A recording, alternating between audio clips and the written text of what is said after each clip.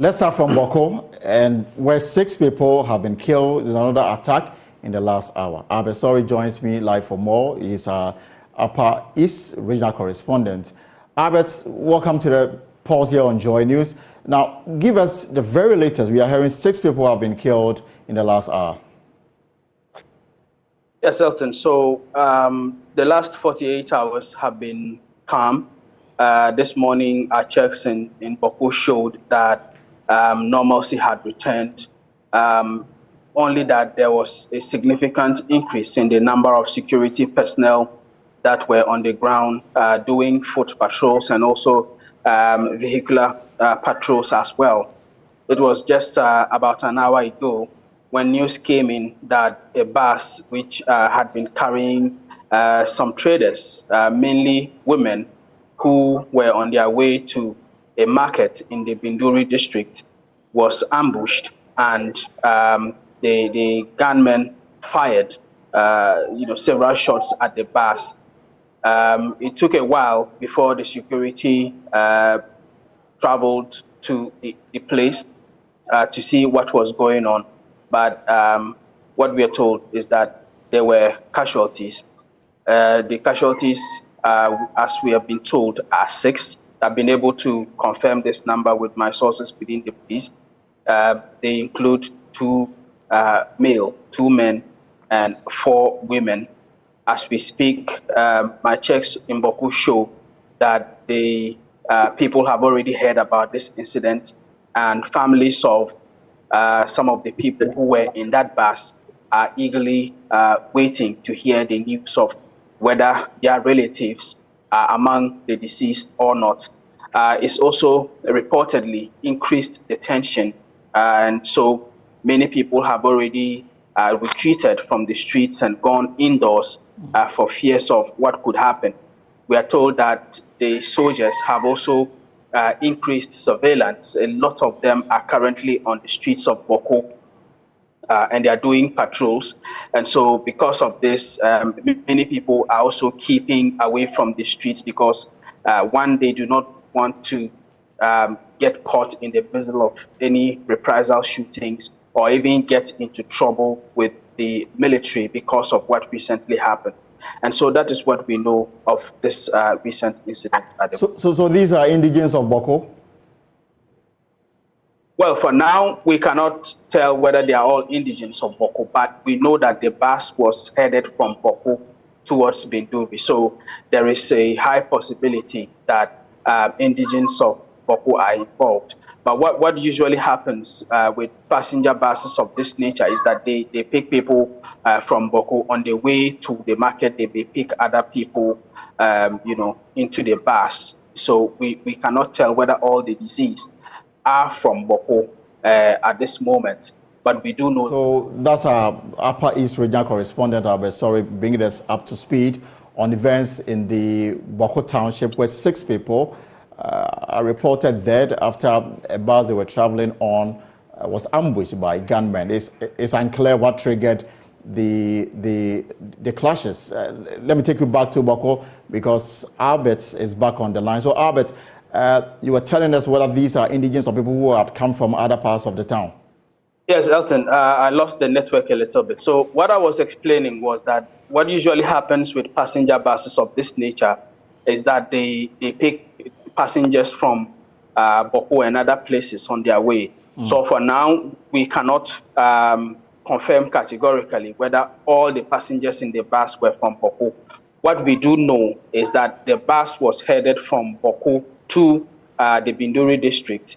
And so we know that there may be a lot of passengers from Bawku in that bus, but at the moment we are unable to confirm whether all the deceased, and even we're told that there are 2 people who are severely injured as well at the moment.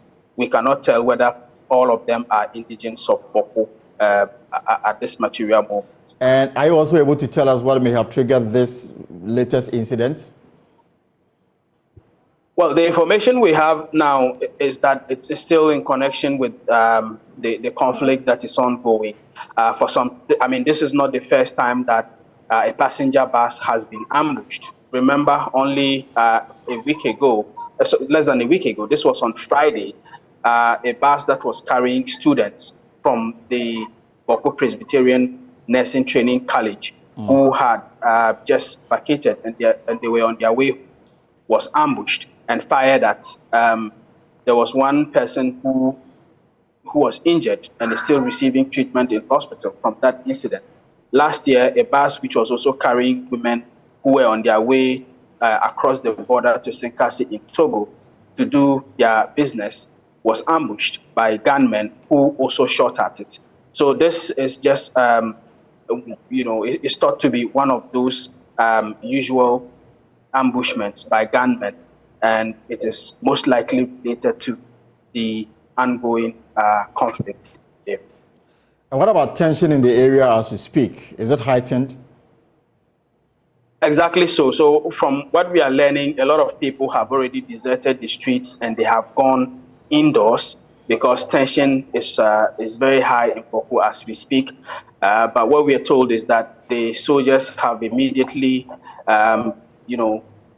taken over the streets. There's a lot of patrols and a lot of, soldiers who are also moving on foot, trying to secure the town. But what is also happening is that people are keeping indoors for their own safety and also to avoid getting into any trouble with the soldiers because of the recent happening in which civilians were caught on the wrong side with soldiers who eventually fired and killed them, from what we're told in the Ghana Armed Forces statement yesterday. So yes, tension is high. People are keeping indoors for fears of reprisals. Let me ask a final question before I let you go. I mean, last Friday was some students who were traveling on a bus and they were attacked. One person was injured. This afternoon, you are reporting 6 people confirmed dead after being attacked by unknown gunmen. What does it tell about the level of vigilance of the security agencies in the town? It's the question that a lot of people struggle to answer because even this afternoon, from what we learned, there were a whole lot of military patrols, both in vehicles and some also patrolling on foot. We do not know how these gunmen still manage to outwit the security and ambush vehicles and shoot at passengers. It's something that a lot of the citizens are worried about, and they do not know how it is happening. For a long time now, many of the citizens have been complaining that they have almost lost faith in the ability of the security agencies to protect life and property in Bawku. And so this recent one, even with the fact that the number of security personnel, soldiers to be specific, was increased only 2 days ago, is only going to go further to heighten the fears and the mindset that people have that the security are failing at their job. Well, thank you very much. I will stay safe out there. We'll come back to you if there's any development on this matter because Bawku clearly is not going away anytime soon. Let me bring in Dr. Gideon Ofosu Piasa, who is an analyst with Global Initiative Against Transnational Crime. They conducted a research last year which revealed that the trafficking of high-caliber firearms was fueling the violence in Bawku. He joins me now for more. Dr. Ofosu, I mean, this is not good news. In one breath, we have the view that the security agencies was on top of their game, but clearly things are getting out of hand.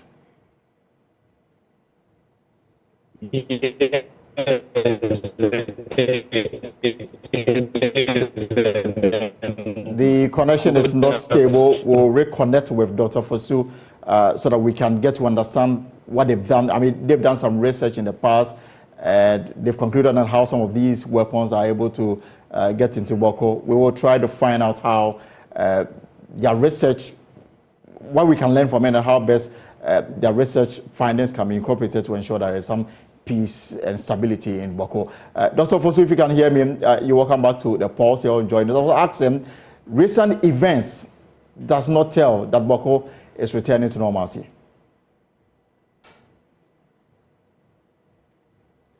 So what we know is that there are some underlying drivers which has not been dealt with. We know that the underlying factor significantly has been the chieftaincy conflict. And then due to that, there are also flows of sophisticated arms in recent times. It used to be artisanal weapons, but the quest for each of the major ethnic groups to, should I say, kill each other, to wipe out a particular ethnic group is causing the demand for very high sophisticated weapons. And then what we know is that these weapons, there are flows of these sophisticated weapons from Burkina Faso.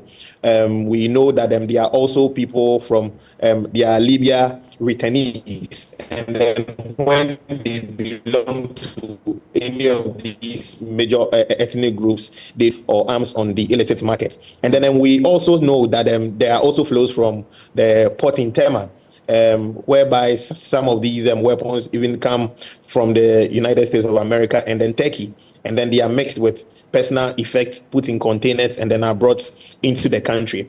Again, what we also know is that there's a significant number of illicit entry routes into the country. There was a report by the one in 2019 which indicated that there are 44 official immigration entry points, but in reality there were 189 unofficial entry points.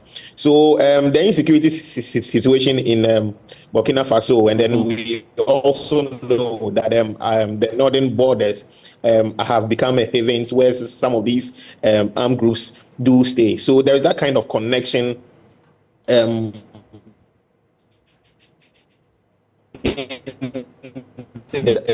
doesn't appear that the internet is our best friend this afternoon, but you are listening to the pulse here on Joy News. We'll re-establish contacts on a clear line with Dr. Fosu Piasa, but as you may be aware, this is a conflict that has raged for decades. Records show that the Bawku Crisis began even before Ghana gained independence in 1957. Outliving President Kwame Nkrumah and all those who have come after him. So why are the people of Bawku still at war with themselves? Where are they getting the weapons from? Who is sponsoring them?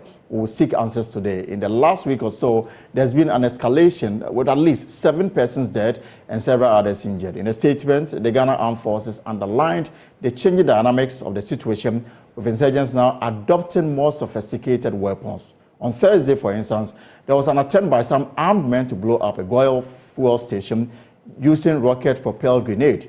That day, 3 people who the military said had attempted to attack its soldiers on the ground were shot dead, a claim some locals have disputed. That statement also gave a vivid description of what's happening in Bawku.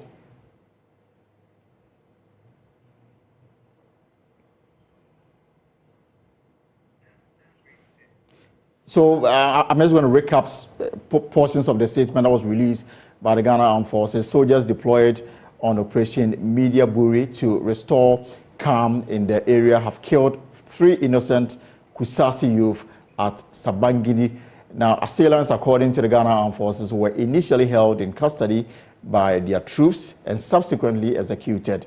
Now, Masinga, assemblyman, personally approached the Bawku detachment to negotiate the release of the deceased assailant. That's according to information part from the Ghana Armed Forces and from people we've been speaking to now. 11 mechanized battalion deployed in the Bawku indicated that factions to the conflict appear to have resumed escalation of violence with fatal consequences. This is a statement coming from the Ghana Armed Forces. And if we can take you back to what we have reported so far, on January 12, 2024, Issa Halidu was an unidentified gunman.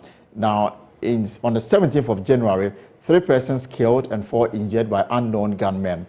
On the same day, or the 17th of January 2024, attempt to light up a rocket-propelled grenade bomb was, unsuccessful. And that same day, 4 gunmen attacked military men on patrol. Military returned fire and neutralized 3 of them. And this, as much as the Ghana Armed Forces regret the demise of the assailants, the escalating violence in the Bawku general area is unfortunate, according to the Ghana Armed Forces. The presence and attempt to detonate high explosives such as RPG bombs in the operational environment signposts clearly, according to the Ghana Armed Forces, is changing the dynamics of the threat portfolio in the Bawku enclave. So therefore, it is instructive, according to them, to know that directly engaging the military is a development that could result in fatal consequences, as troops will spare no opportunity to defend themselves as well as protect residents of Bawku. Therefore, factions in the Bawku conflict, according to the Ghana Armed Forces, are cautioned against drawing the military into direct armed confrontation whilst efforts are undertaken to resolve the current impasse.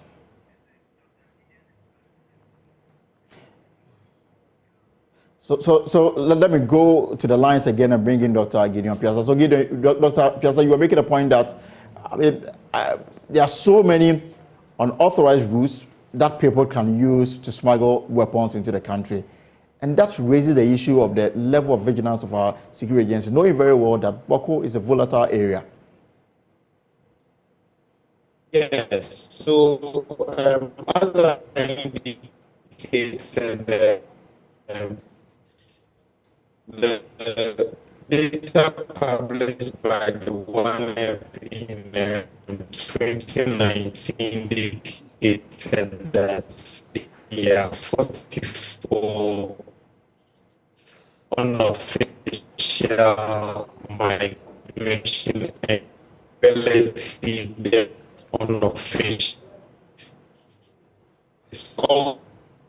And again, let me apologize for the bad connection there. The internet clearly is not acting right this afternoon, but you are watching the pulse here on Joy News. We are live on DSTV channel 421. We are looking at the recent developments in Bawku. In the last hour or so, there's been some, attack on a bus that was carrying some market women.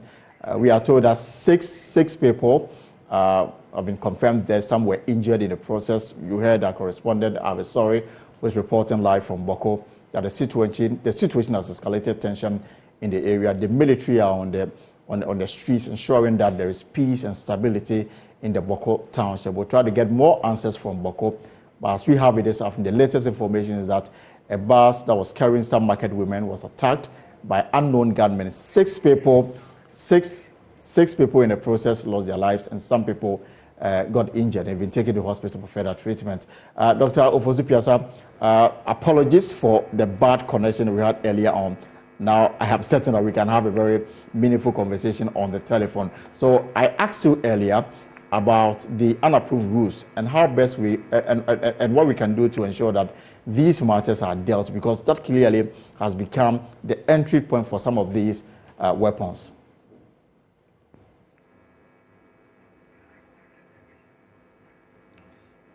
Yes, Dr. Fosu, I was asking about the unapproved routes and what, from your estimation, can be done to block them, because clearly that has been the entry point for the weapons.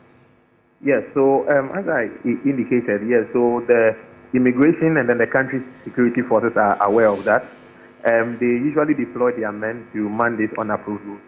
But because the people do have in those communities who usually transport this smuggled weapons, I do know the community so well.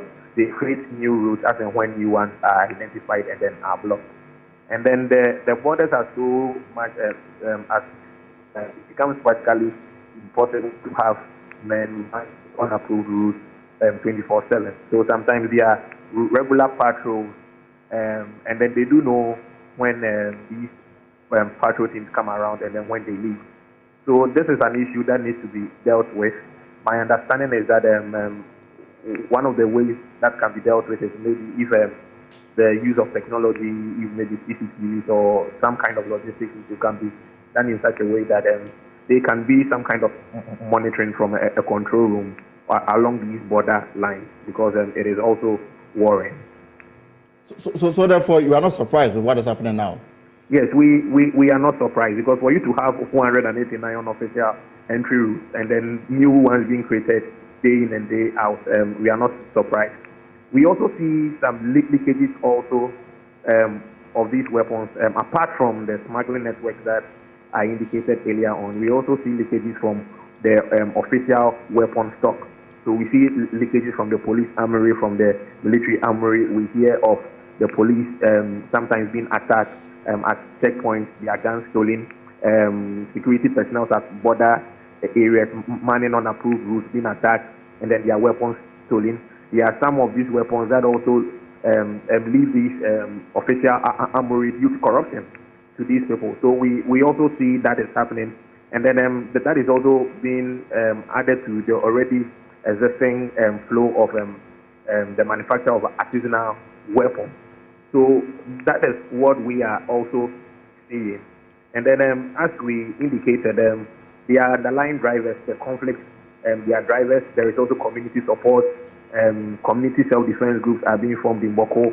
And then these guys are, these youth groups are the ones who usually protect these communities. And then they are provided with weapons. Communities will have to contribute money in order to get very much strong weapons so that they can deal with the other opponents.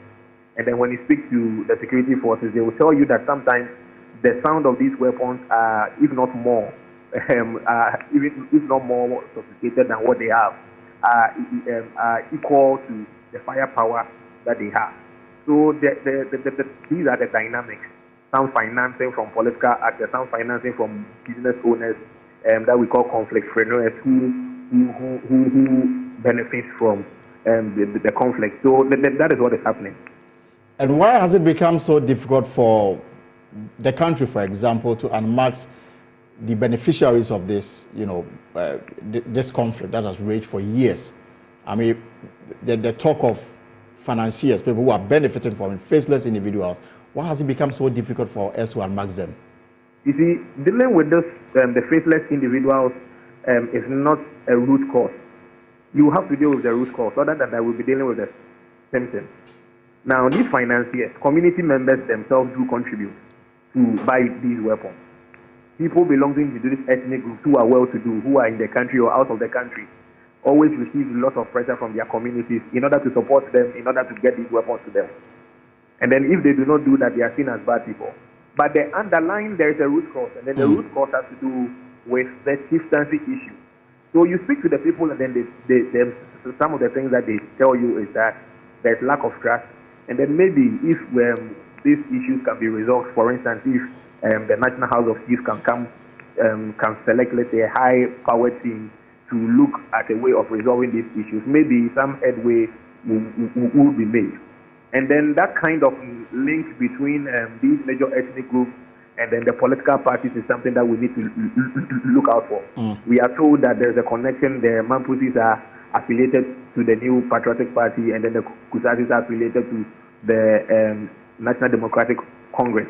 So depending on which government is in power, a particular ethnic group feels that they should have the power to be able to deal with the other ethnic group. So there are also this underlying political links in there. So we need to deal with the root cause. Other than that, just dealing with the symptoms may not work.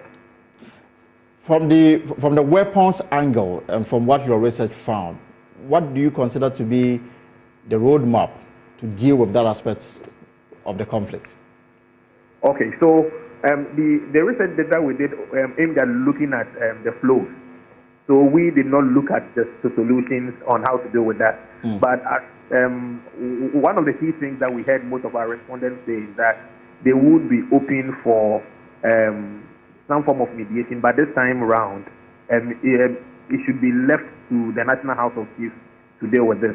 So we heard them mention something that, okay, if they have like a high-powered traditional leaders, maybe Otuofo, Ashanti is part of this team, this is a respected person, and there's such a whole of his caliber. If we give them the resources that they need, they can help deal with, how do you call it, the issues. But that was a major thing which came up, although our research did not focus on how these conflicts can be resolved. But in the circumstances where the municipal chief executive, who is the chairperson of the Municipal Security Council, feels helpless to the extent that he says his own life is at stake, there are certain places he cannot go, even as head of the Security Council, then clearly the situation is clearly getting out of hand. Yes, you see, this is a trust issue. Now, when we are, the municipal chief executive is the head of DISEC, the regional minister is the head of DISEC, and then there's a lack of trust issue. They will tell you that the municipal chief executive, who is the head, belongs to one ethnic group. The head of the RegSec also belongs to another ethnic group. So there is that lack of trust in the architecture, and then the conflict, they do not have the trust that they can help in resolving the issue. So the people feel that because they belong to a particular ethnic group, sometimes the decisions that they take would be skewed towards the ethnic group that they belong to. So that is what is happening. There's a lack of trust. That is what is happening. That's the reason why they feel that if the National House of Chiefs can be brought into deal with this issue, that would go a long way to help. All right, Dr. Ofosu-Piasa, thank you very much for sharing some aspects of your research findings. But remember that government some time back, taxed the Asante Hino Tumfo Institute II, together with some chiefs, to lead mediation effort to resolve or to bring permanent solution to this matter, just like the Asante Hino and the two eminent chiefs did to resolve the Dagbon chieftaincy crisis. Now, the National Chief Imam last night, the National Chief Imam called for ceasefire and asked that peace talks resume. His spokesperson, Sheikh Aremia, who also represents the Chief Imam at the National Peace Council, spoke on behalf of the Chief Imam on the probe with Emefa Apau. I would wish that we really get our politicians from the northern part of the country to establish a certain united front where both NDC and MPP and other political parties who are MPs are now talking collectively about the situation and how the situation is dire and the circumstance that is putting the people of Bawku in. You see, the naming and shaming sometimes, for those of us who are peace activists, we are very particular about what we say in public, so that it doesn't undermine our strategy to want to bring the warring factions together at a round table. Once you pass judgment, next time you are calling the person, you are not getting him. And the situation gets more and more aggravated. So we prefer that we identify such people and then probably behind the scenes call them and draw their attention to the evils and the negative impact of what they are doing. So we can speak to their conscience and get them to change in their mindset and also influence the mindset of those people who are there. Young people who could become great people are losing their education. They are becoming more and more poor. They can't go to the farm. They cannot make money. And yet people from far away somewhere are sponsoring these sophisticated weapons that we are talking about.